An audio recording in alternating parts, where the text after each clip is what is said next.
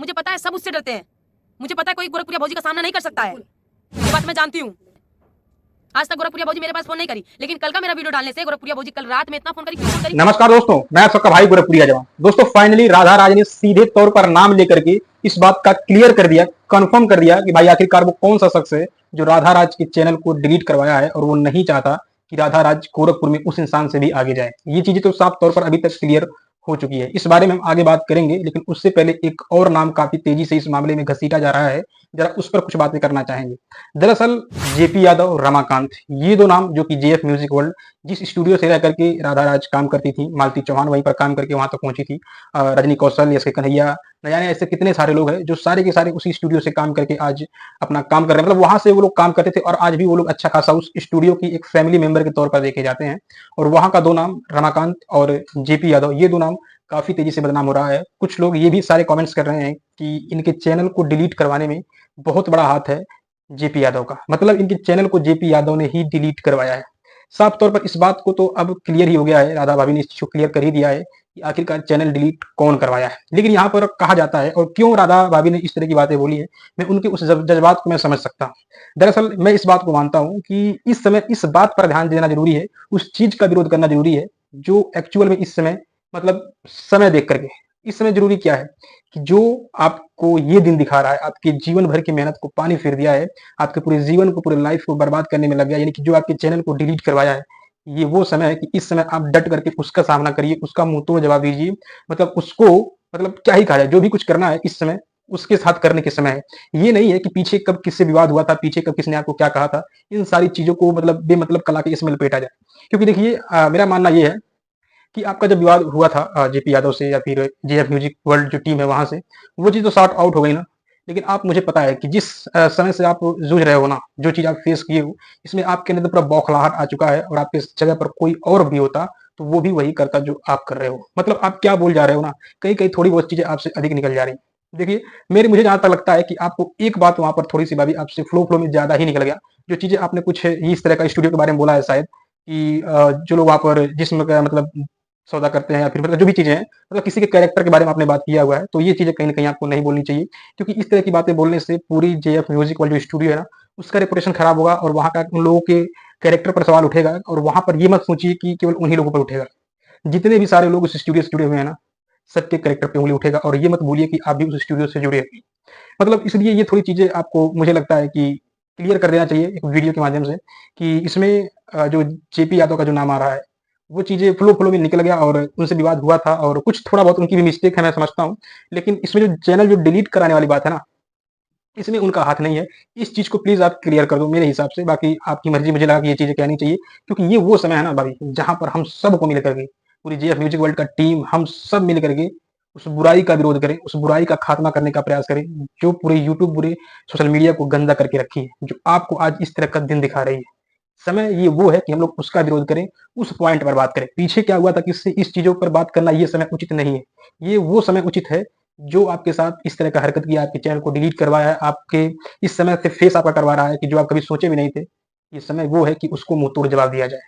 बाकी चलिए अब बात करते हैं थोड़ा सा गोरखपुरिया फौजी के बारे में, जिनका खुलासा तो फाइनली हो ही चुका है कि दरअसल इनका जो चेहरा जो दिखता है ना, कि हम हजारों को रोजगार देते हैं, उसके पीछे कितनों को मतलब पेट पे लात मारते हैं, ये चीजें लोगों को नहीं पता है। बट अभी भी जो सो कॉल्ड अंधभक्त टाइप के लोग थे जो केवल माला लेकर जप रहे थे, मैं अब उनसे पूछना चाहूंगा, मुझे एक बात बताना।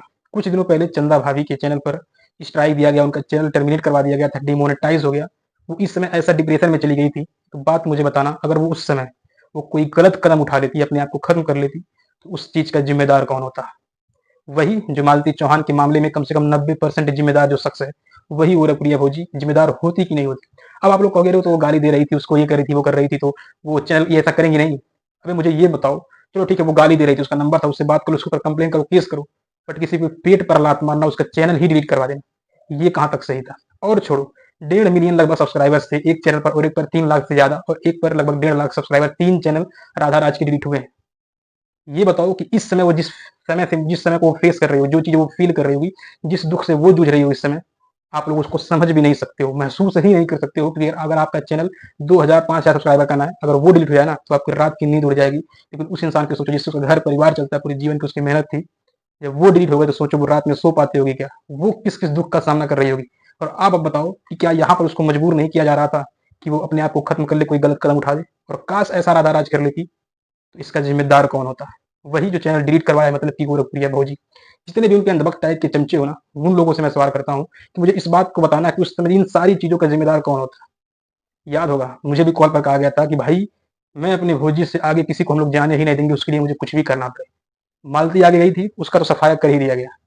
ठीक किस तरह से मास्टरमाइंड प्लान कर करके उसको सफाया कर दिया गया, ये चीज हुई। उसके बाद चंदा भाभी भी साफ अब तक हो ही गई होती, और उसके बाद कोई एक चर्चे में था तो वो थी राधा राज, वो भी साफ हो ही गई होती अगर अपने आप को अभी तक संभाली ना होती। और लेकिन सबसे पहले उन लोगों ने साफ करने का प्रयास किया था रजनी कौशल को, क्योंकि गोरखपुर में सबसे अधिक तहलका उस समय उन लोग का मच रहा था, तो सबसे पहले उसने उसको खत्म करने का, अपने रास्ते से हटाने का प्रयास किया, क्योंकि उनको डर यही है कि ये लोग हमसे आगे ना चले जाए। मेन एक्चुअल बात दोस्तों यही है कि गोरखप्रिया भौजी नहीं चाहती है कि कोई भी उससे आगे जाए।